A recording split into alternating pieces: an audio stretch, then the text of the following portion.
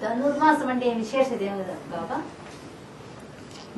धनुर्मास का विशेषता क्या है? संक्रांति की क्या होता है? जो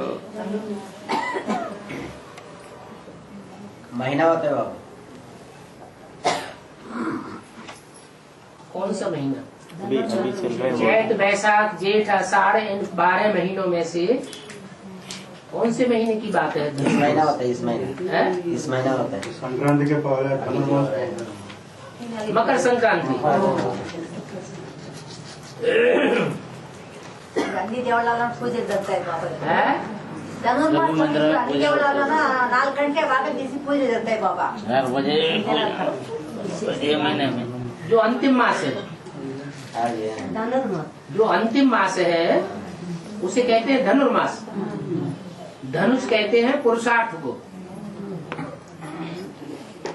और पुरुषार्थ अंतिम जीवन में ही होता है या बीच के जन्मों में होता है या नई सृष्टि के शुरुआत में पुरुषार्थ होता है।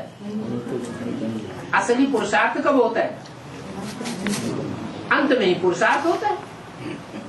तो 84वें जन्म का जो अंत का टाइम है वो धनुर्मास है। धनु माने पुरुषार्थ, धनुष कहते हैं राम का धनुष, शिव का धनुष। राम के धनुष को, शिव के धनुष को रावण भी नहीं हिला सका, और सीता ने उस धनुष को आराम से उठा लिया। क्या मतलब हुआ? मतलब ये हुआ उस शरीर से जो पुरुषार्थ किया गया वो पुरुषार्थ इतना लचीला होता है आत्माभिमानी पने का कि सब नहीं उठा सकते। जितना देह अभिमानी ज्यादा होगा उतना उससे पुरुषार्थ लचीला नहीं हो सकता, और जितना कम देह अभिमानी होगा, आत्माभिमानी जास्ती होगा, तो पुरुषार्थ में मोल्डिंग पावर ज्यादा होगी।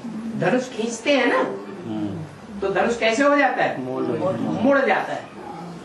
ये मोल्डिंग पावर जिसमें ज्यादा होगी तो वो अच्छा पुरुषार्थ करेगी। जिसमें देहभान ज्यादा होगा तो सीधा का सीधा ही बना रहेगा, मुड़ेगा नहीं। इसलिए इस मास को कहा जाता है धनुर्मास। कौन सा मास?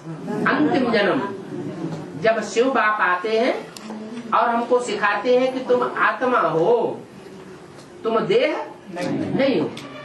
क्योंकि 63 जन्मों में तो देहभान रहता है। जब देहभान है तो पुरुषार्थ को हो ही नहीं सकता। आत्माभिमानी बाप बनाते हैं पहले किस लिए? कि जो आत्माभिमानी बनेंगे उनका पुरुषार्थ लचीला मोल्डिंग पावर वाला बनेगा।